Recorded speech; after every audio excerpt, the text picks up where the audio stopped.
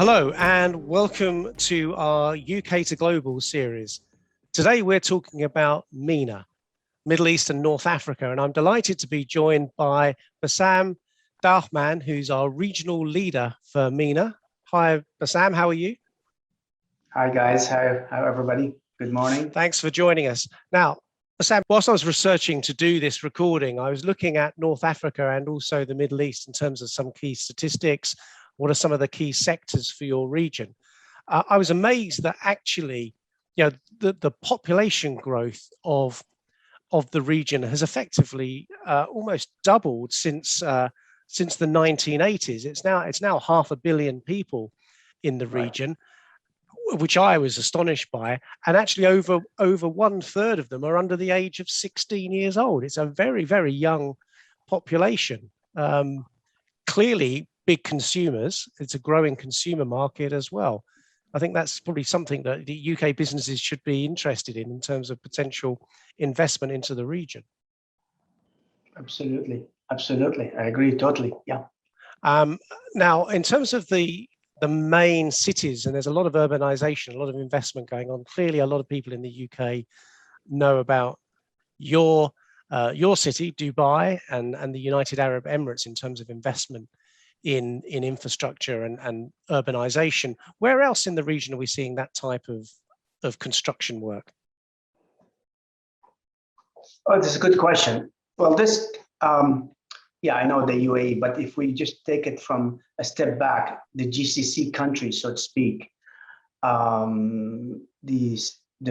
would say there are four dominant cities or countries, which is the UAE, of course, without forgetting the Kingdom of Saudi Arabia with their 2030 vision.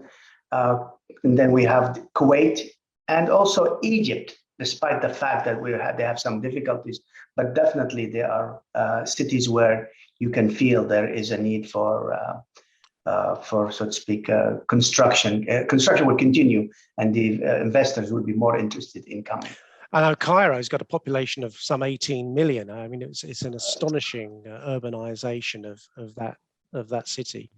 Absolutely, yeah.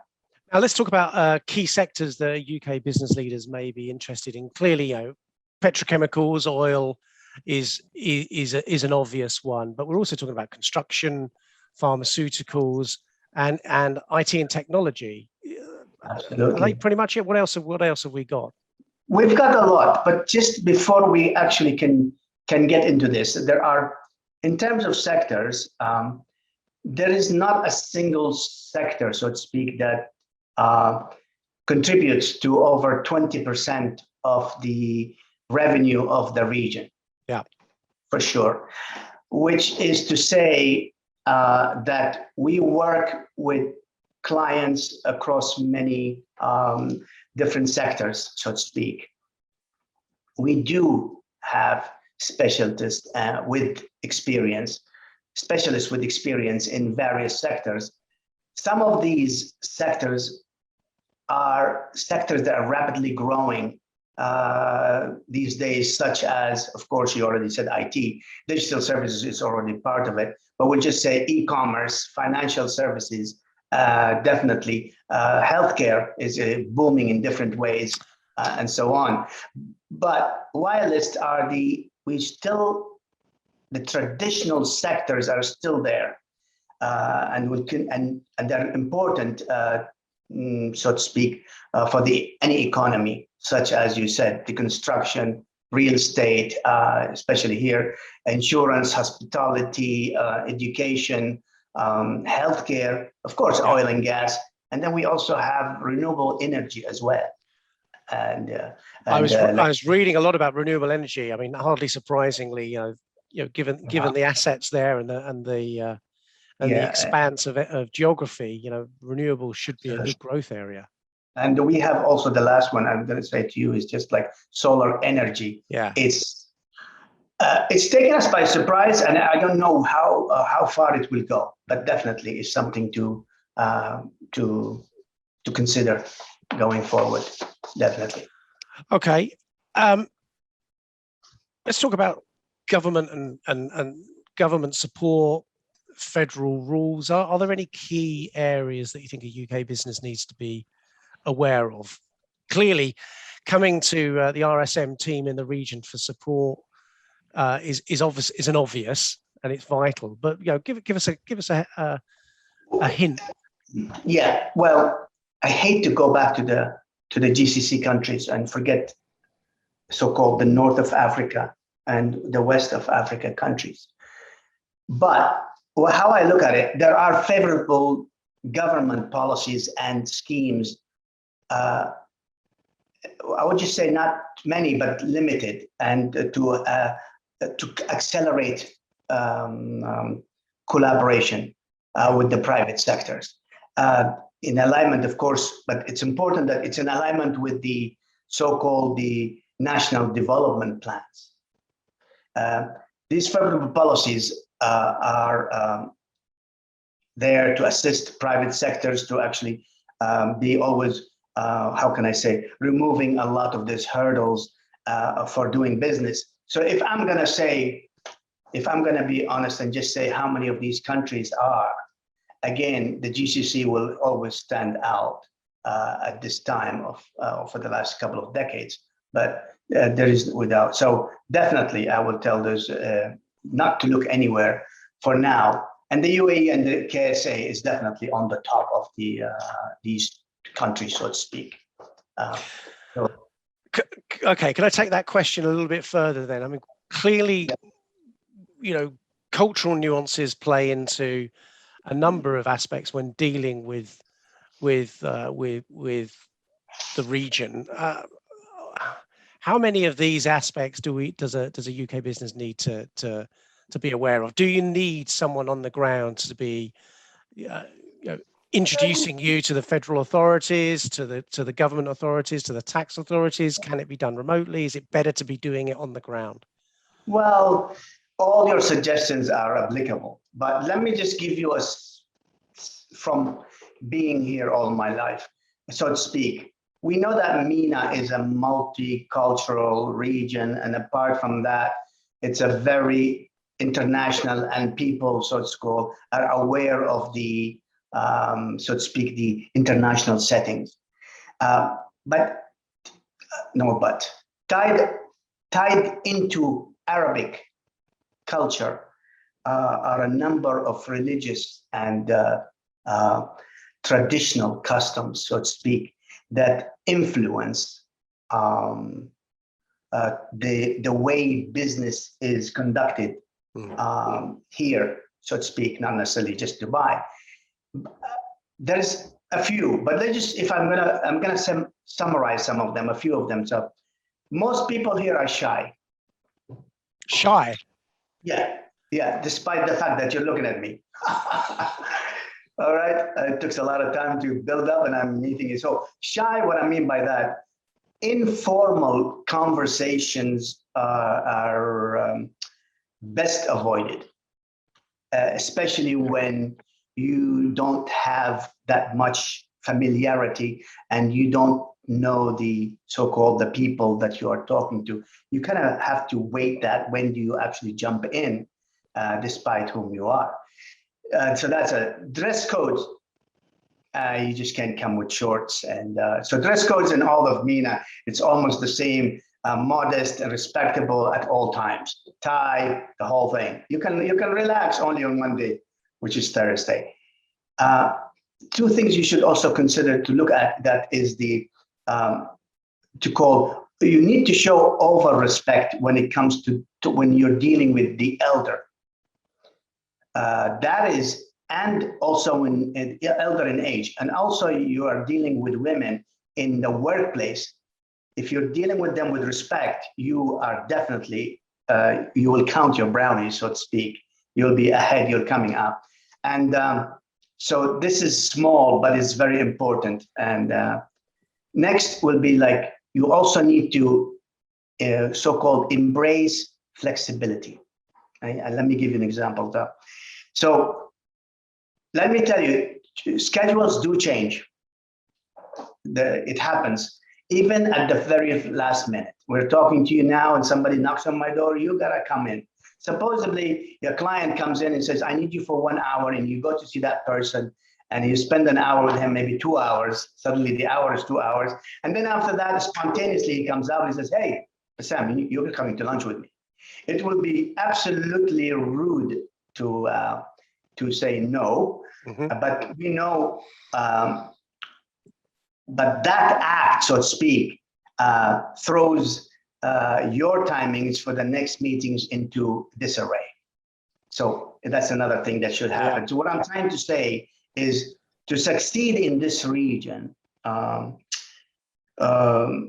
you therefore have to go with an open appetite, or an open attitude towards timing. You need to insert some of slack, so to speak. Flexibility into your schedule. Flexibility into your schedule, and if you have to prepare and to adapt to so this becomes a positive kind of a thing as you go. And last three things I must say to that is like also hierarchy, and you need to understand hierarchy here, so to speak. Lines of authority and hierarchy are widely, so to speak, upheld in this region. And therefore, it is important to work out the levels of seniority of those who you're dealing with, so to speak, and give the appropriate respect, including the use of titles, such and such and such and such, and also the decision-making status. That's basically, and one last thing I always thought about it, getting things done in the Middle East may take you a bit longer because for one reason, higher value is placed on so-called the relationship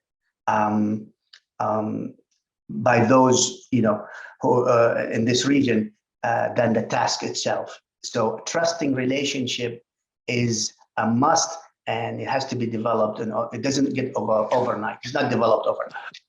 So with that point of view on relationships then, Bassam, how should a UK business leader engage in terms of negotiation? Is there a certain style or expectation in terms of contractual negotiations? Well, lovely to say that. At the end, we are all so-called people, either from your side or from the whoever is working. They're all they know the professional environment, so to speak. They know what is expected of them, how they should know. The setup is easy. It's not. They will open the doors. Well, there's always an open door, but how you knock that door, it's quite interesting. You just don't come in and say, I am such. Well, then such, please wait another line. You can never, so there are certain ways that you and I can get that, but it's not that difficult. It's not that it's still professional, and it's still a business kind of a deal. Yeah. And obviously some of the things that we within RSM sometimes forget is that your weekends are Friday and Saturday compared to the Saturday, Sunday in Europe.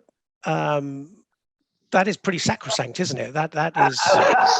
I would add to that is like, how do you lose a client, or how do you lose a party that you are trying to, win them, so to speak? Don't ever send them an email on Thursday, and it's your Friday. Don't send them that and expect them to reply to you. You will be literally hated for the rest. That was just the last impression. That was it. You're done. So I prefer you pick up the phone and you call the guy before you send him an email. That will get you closer to.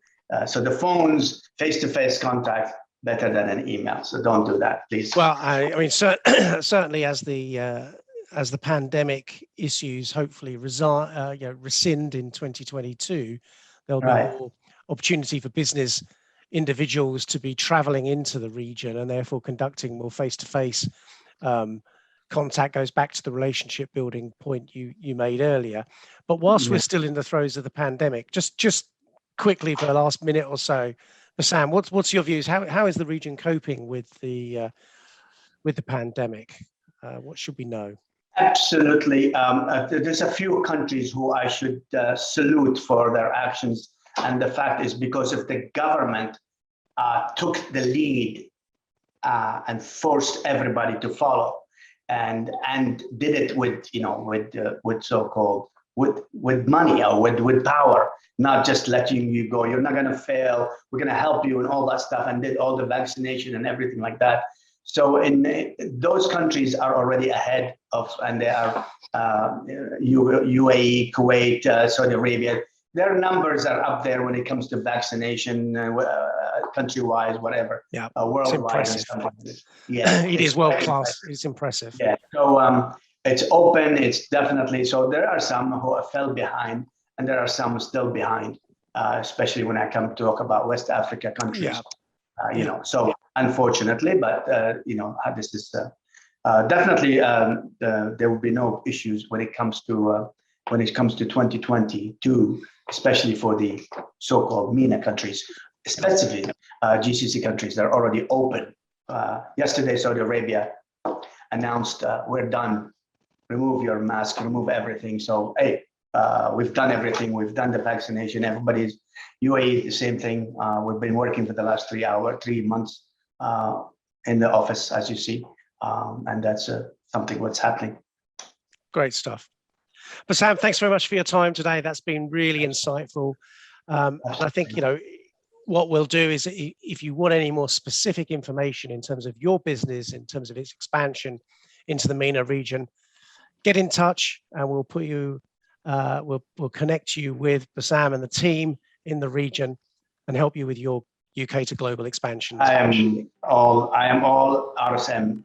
So come anytime. I'll be more than happy to assist anyone. Thanks, you very much. Thank you so much.